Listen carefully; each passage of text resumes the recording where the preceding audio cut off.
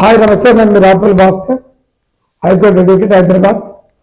ముఖ్యంగా దేశవ్యాప్తంగా కొన్ని కోట్ల మంది డిజేబుల్స్ రకరకాల డిజబిలిటీ తోటి బాధపడుతున్నటువంటి పరిస్థితి కనపడతాం. అయితే ఈ మధ్యకాలంలో సెంట్రల్ గవర్నమెంట్ డిజేబుల్కి సంబంధించినటువంటి ఒక ముసాయిదా తీర్మానాన్ని చేయటం అనేది జరుగుతాం. మీకు ఒకటి గుర్తుందో లేదో, గత సంవత్సరం గౌరవ సుప్రీంకోర్టు ఒక సంచలనాత్మకమైనటువంటి ఒక తీర్పుని డిజేబుల్స్ కోసం ఇవ్వడం అనేటువంటి జరిగింది. అదే యాక్సెసిబిలిటీ అనేటటువంటి పేరుతోటి. ముఖ్యంగా ఈ యాక్సెసిబిలిటీ అనేది పెద్ద చర్చ జరుగుతూ ఉంది ప్రపంచంలో. యాక్సెసిబిలిటీ అంటే ఏంటి అనేది చాలా మంది ప్రభుత్వ అధికారులకు అర్థం కాదు, కొంతమంది ప్రజాప్రతినిధులకు అర్థం కాదు. ఏంటి యాక్సెసిబిలిటీ అన్నప్పుడు ఒక దివ్యాంగుడు, ఒక డిజేబుల్డ్ పర్సన్, డిజబిలిటీ గవర్నమెంట్ ఆఫీసులలో ఒక ర్యాంపులు కట్టడం, సైకిల్ ఒక ట్రై సైకిల్ పెట్టేట్టుగా పెట్టడం అట్లాంటిది కాదు.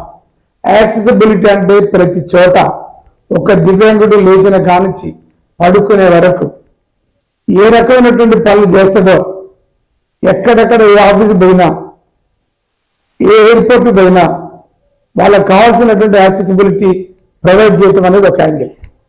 ఇంకొకటి, యాక్సెసిబిలిటీ యొక్క అర్థం పెంచుతూ కేంద్ర ప్రభుత్వం ఒక సంచలనాత్మకమైనటువంటి ఒక ముసాయిదాను ప్రవేశపెట్టింది.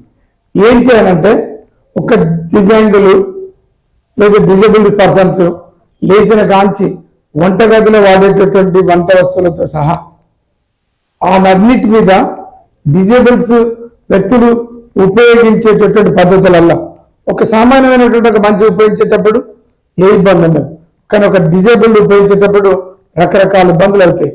ఒక స్పూన్ ఉంది, అది స్పూన్ అని ఇంట్లో వాడేటటువంటి ఐటమ్స్ మీద స్పూన్ అని రాయాలి.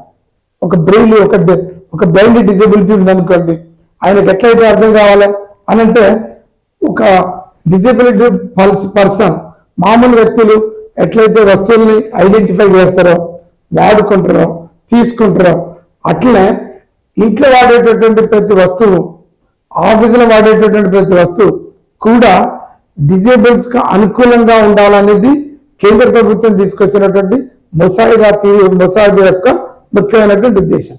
ఏంటి, దివ్యాంగులు వినియోగించేలా వస్తువులు తయారు చేయాల్సిందే. నిత్యావసర వస్తువులను డైలీగా మనం వాడేటటువంటి వస్తువులను దివ్యాంగులు సైతం ఉపయోగించగలిగేలా తయారు చేయడాన్ని తప్పనిసరి అని ప్రభుత్వం చేసేలా ముసాయిదా ప్రతిపాదించింది. వంటగది వస్తువులు గుర్తుంచుకోండి. వంటగది వస్తువులు, ఫర్నిచర్, మేకప్ కిట్లు, దుస్తులు, చైల్డ్ కేర్ కిట్లు, ప్యాకేజింగ్ తదితరాలను బ్రెయిలీ లిపి, స్పర్శ ఆధారంగా అంచనా వేయగలిగేలా రూపొందించాలని సూచించింది. అంతేకాకుండా ఏటీఎంలు, తర్వాత పిఓఎస్లు, మిషన్లు, యూపీఐలు, ఇంత సేవలను దివ్యాంగులు కూడా అనుకూలంగా తీర్చిదిద్దాలని పేర్కొంది. ఈ వస్తువులు అందిస్తున్నటువంటి ఉత్పత్తుల ధరలు పెంచకూడదని కూడా ప్రభుత్వం చెప్పింది. అంటే ఇది ఒక మంచి ప్రతిపాదన కేంద్ర ప్రభుత్వం పెట్టడం జరిగింది. ఈ సందర్భంగా దేశవ్యాప్తంగా ఉండేటటువంటి డిజేబుల్స్ అందరి వైపు నుంచి కేంద్ర ప్రభుత్వానికి ఒక మంచి చేస్తున్నటువంటి కేంద్ర ప్రభుత్వానికి ప్రధానమంత్రి కూడా ధన్యవాదాలు చెప్తారు. Thank you. Hi, I'm here Lohit Kumar. Please subscribe Jawab TV, share it, like it, comment it.